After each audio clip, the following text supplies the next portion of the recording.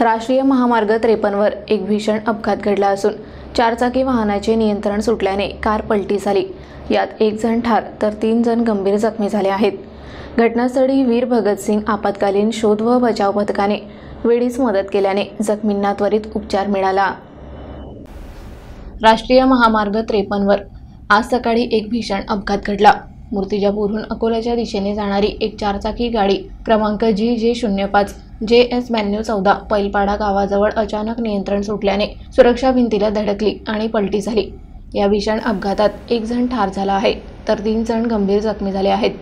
घटनास्थळी त्वरित दाखल झालेल्या वीर भगतसिंग आपत्कालीन शोध व बचाव पथकाचे शहाबाज शाह, शुभम कातखेडे आणि सामाजिक कार्यकर्ता सुयोग देशमुख यांनी तातडीने जखमींना मदत केली।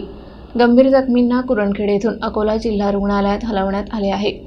या अपघातामुळे राष्ट्रीय महामार्गावर काही काळ वाहतूक ठप्प झाली होती।